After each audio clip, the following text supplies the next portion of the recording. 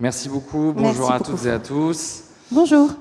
Alors on n'a pas le nom de la reine d'Angleterre, mais c'est quand même intéressant ce qu'on va vous raconter. Moins de prestige, mais quelque chose de très efficace. On ne va pas parler d'intelligence artificielle, on va parler de quelque chose de très commerçant, très opérationnel on va dire, et qui part d'un constat avec Graziella, mais aussi toutes les marques aujourd'hui, particulièrement les retailers, mais aussi les e-commerçants.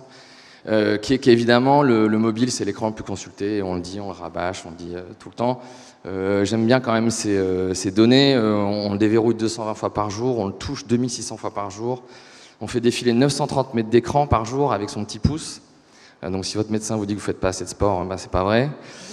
Et en cumulé, en France, on passe 26 jours sur son téléphone, c'est plus de 60 jours aux US et 35 jours en Europe. Donc c'est beaucoup, donc évidemment pour toute marque, tout marketeur aujourd'hui, c'est super important de pouvoir contrôler cet écran.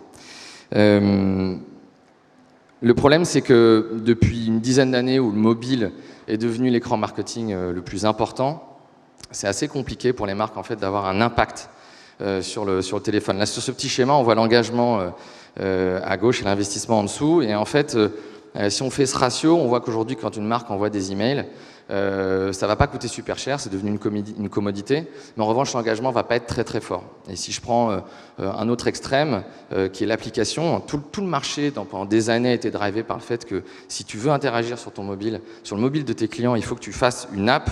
Si en 2015, une marque n'avait pas son app et qu'au Codir on arrivait sans son app, ça ne passait pas. Donc tout le monde a fait des apps. Et il s'est trouvé que pour des retailers, ce n'était pas forcément le meilleur choix. 90% du temps passé sur mobile, il est concentré uniquement sur entre 5 et 7 apps. C'est toujours les mêmes.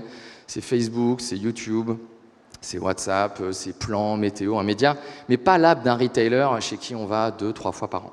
Donc une app, ça ne veut pas dire que c'est inutile. Ça veut simplement dire que ça va concerner vraiment les clients les plus fidèles. Donc c'est très important pour eux. En revanche, pour aller engager beaucoup plus de gens chez ses clients et sur sa base de données, ben, va falloir trouver d'autres canaux. Donc il y en a d'autres, il y a le SMS évidemment qui engage fort mais qui coûte assez cher.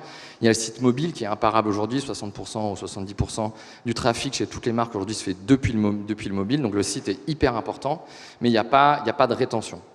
Et donc il y a ce canal qui est le wallet et qu'on a donc expérimenté avec Jennifer, qui est intéressant, avec cette superbe animation. Et ce canal, il permet aujourd'hui d'engager très fortement et pour un investissement qui est beaucoup moins important que la plupart des canaux qu'on vient de citer ici. Le wallet, je rappelle juste ce que c'est. Les wallets, c'est le wallet d'Apple, donc qui est développé par Apple, qui est publié par Apple et qui existe de façon pré-embarquée sur les téléphones. Quand vous achetez un iPhone aujourd'hui, le wallet est préinstallé sur le téléphone. On ne peut pas l'enlever. Il y a 900 millions d'iPhones actifs dans le monde. Il y a 900 millions de wallets qui sont déjà préinstallés sur ce téléphone. Chez Google, c'est la même chose. C'est une appli qui s'appelle Google Pay. Elle n'arrive pas encore préembarquée sur les téléphones, mais ça pourrait venir. En tout cas, ça peut être dans les projets de Google. Et c'est des apps qui ont deux fonctionnalités. Elles ont toutes les mêmes. On dématérialise son moyen de paiement, sa carte bleue. On peut payer sans contact partout avec son téléphone. Et c'est eux qui trustent aujourd'hui le marché du paiement mobile dans le monde entier. Et puis il y a une partie qui est plus la partie contenu, c'est les cartes que vous voyez notamment sur l'iPhone, où en fait on peut dématérialiser un peu tout type de support marketing que vous pouvez avoir en tant que marque. On peut dématérialiser des offres, on peut dématérialiser ses cartes de fidélité évidemment, mais on peut faire l'acquisition, on peut dématérialiser des bons de commande, des tickets, on peut dématérialiser vraiment tout ce qui fait que vous avez une interaction avec votre client à un moment ou à un autre en papier, en plastique. Et donc Jennifer a utilisé le wallet pour les deux premiers scénarios, l'offre et en acquisition, et bientôt peut-être aussi sur la partie service. Oui, exactement. Chez Jennifer, chez Don't Call Me Jennifer, puisque maintenant depuis 1 an et demi que l'entreprise a été reprise, on a vécu une transformation assez fulgurante et assez profonde. On a la chance d'être, et on travaille pour ça, d'être leader sur le segment des 10-19 ans. Et on a cherché, et on continue de chercher perpétuellement, des nouveaux canaux pour s'adresser à cette cible qui n'est pas forcément très friande de l'email, qui passe beaucoup de temps sur son mobile, beaucoup de temps sur les réseaux. Et le wallet, qui est bien sûr présent sur le mobile, est un canal qui nous a paru extrêmement pertinent pour aller relayer à la fois des offres, de l'actualité et pour réussir à embaser un maximum de clients. Donc, comment on a commencé l'aventure il y a maintenant 9 mois avec Captain Wallet? On a commencé par vouloir dématérialiser et basculer une partie de notre base sur le wallet. Donc c'est passé par la mise en place systématique d'un bouton dans tout notre newsletter pour inviter nos clientes à nous laisser squatter leur wallet pour être présentes. Donc télécharger cette carte dans leur wallet et pouvoir leur pousser toutes les informations qu'on a envie de leur pousser, toutes les collabs, toutes nos collections.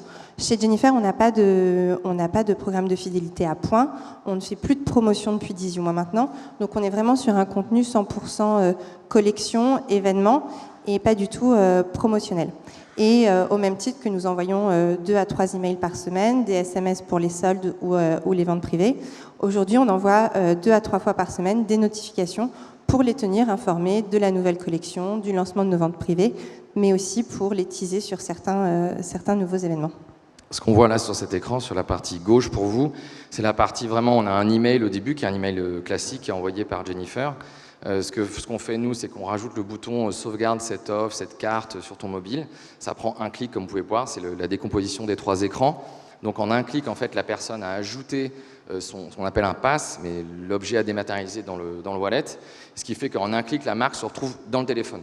Il n'y a pas d'app à faire télécharger, et c'est hyper simple pour le client final, qu'il soit hyper jeune, entre 10 et 19 ans, la cible de Jennifer, ou de n'importe quel autre type de génération. On bosse avec une centaine de clients aujourd'hui, avec des cibles très très différentes. Et cet ajout en un clic, ça défrissonne complètement la possibilité pour la marque d'être présente sur le mobile en un clic. Et une fois que le pass est donc dans le wallet, en fait, on peut l'animer, comme vous pouvez le voir sur les écrans de droite, on l'a mis en dynamique dans la slide d'après. En fait, une fois que la carte est installée, ce que nous permettons de faire, c'est de mettre à jour le contenu de cette carte à volonté, avec donc le contenu de la marque, donc ces nouvelles collections, des informations, etc. Et d'envoyer du push, donc directement, un vrai push comme une app qui arrive sur le lock screen à la fin. Le but du jeu, c'est de compenser le fait que l'email n'est pas beaucoup lu, pas beaucoup cliqué, mais qu'il faut quand même en faire parce que ça reste un instrument de masse très important. C'est plutôt d'aller remplacer le SMS, qui est assez cher, un peu intrusif pour certains, et qui aujourd'hui vous permet de parler une seule fois à vos clients. Et on va voir dans les résultats que c'est la répétition de la parole qui permet d'augmenter, d'avoir un impact business assez fort. Donc là, on voit sur la droite oui, la capacité. Typiquement, c'est ce qu'on a fait dernièrement pour les soldes. Donc c'est un push qui est poussé aux clients pour les soldes et avec au verso de la carte des informations et des liens vers le site. Et on a aussi souhaité se servir du wallet pour teaser. On sort beaucoup de collabs avec des influenceurs, avec des chanteurs, avec des artistes. Et on a cette volonté aussi d'animer, de teaser et de rendre le truc un peu fun et un peu désirable. Donc il y a tout un système de teaser sur le wallet où on dit attention, une énorme surprise se prépare pour dans 3 jours. Et ensuite, une phase de reveal avec la révélation du coup de la collab ou de l'événement. On a aussi pris le parti de se servir du wallet pour pouvoir communiquer de façon extrêmement régulière et être un vrai canal de proximité avec nos clients. Typiquement, quand on a fait une collab cet été avec Lena Situation, qui est une influenceuse qui a 1 million de followers sur Instagram et qui pendant 15 jours a sorti un t-shirt quotidien dans nos boutiques et sur notre site internet, plutôt que d'envoyer une newsletter quotidienne sur la base de clients, ce qui aurait pu faire énormément de mal à notre réputation et on n'aurait pas été très bien vu par des Gmail ou autres. On a pris le parti d'inviter la cliente qui pouvait être intéressée à télécharger le pass Lena Situation X d'ICM Jennifer et de recevoir tous les jours, si elle le souhaitait, les notifications pour être au courant et découvrir en avant-première le t-shirt qui sortait tous les jours. Ce qui, du coup, était quelque chose qu'elles ne pouvaient pas rater. On est sur des jeunes filles qui sont extrêmement engagées, qui sont extrêmement fans et qui, du coup, sont vraiment à la recherche de l'instantanéité de la communication. Et avec le push, c'est ce qu'on retrouve versus un email. Donc c'est vraiment utilisé en fait comme un canal relationnel sur lequel on peut pousser tout type de contenu de façon hyper simple pour la marque, hyper simple pour le consommateur à ajouter. On utilise l'appétence à vouloir dématérialiser un peu tout aujourd'hui. On est sur son mobile, on va hyper vite, on ne se souvient pas forcément des choses. Donc avoir l'opportunité de clipper en fait quelque chose hyper simplement sur son mobile, c'est ça qui fait qu'on arrive à avoir du volume et surtout de l'impact. Donc d'abord, on a l'impact sur... on s'adapte vraiment à l'usage mobile quand on se rend compte qu'on arrive à avoir un impact hyper fort sur les clients qui ont ajouté le wallet, la carte Jennifer dans leur wallet. Oui, on a donc réalisé une étude pour voir comment se comportaient les clients qui étaient walletisés vers ceux qui ne l'étaient pas. Sur les 6 premiers mois d'activité, donc sur les 9, on a pu constater que sur les clients qui étaient walletisés, on avait une augmentation de la fréquence d'achat de 63%. Versus la période précédente où ils n'étaient pas walletisés, et une augmentation de leur CA de 45%. Donc on est vraiment sur des KPI qui sont extrêmement intéressants et qui nous font œuvrer pour dématérialiser et walletiser vraiment une majeure partie de notre base de données. En termes de ROI, puisqu'effectivement c'est quelque chose qu'on regarde tous aujourd'hui, on est sur 1 euro investi pour 12 euros de chiffre généré. Très beau chiffre. Donc du coup, on est content. Du coup, ce qui est intéressant là-dessus, c'est que sur cette partie, on est allé dématérialiser une partie de la base de données, et puis on va continuer petit à petit. On va mettre ces CTA un petit peu partout dans les emails, dans les SMS, sur le site. On peut le mettre vraiment absolument partout. Et puis, ce qui est intéressant avec Jennifer, c'est qu'on est allé tester en grandeur nature d'autres mécaniques. Et là, c'est d'aller vraiment créer du lien, donc acquérir et créer et recréer ou créer du lien avec des nouveaux clients. Et donc d'enrichir la base de données. Oui, on a une très grosse base de fans sur Instagram, puisqu'aujourd'hui on a une communauté de plus d'1 million de followers sur ce réseau. C'est des clients qu'on n'a pas... Enfin, ces gens-là, on ne sait pas s'ils sont clients, on ne sait pas s'ils achètent déjà chez nous, on ne sait pas si c'est des prospects, on ne connaît pas leur fréquence d'achat. Et moi, en tant que responsable CRM, j'ai aucun moyen de les faire rentrer ou de savoir qui ils sont dans ma base de données.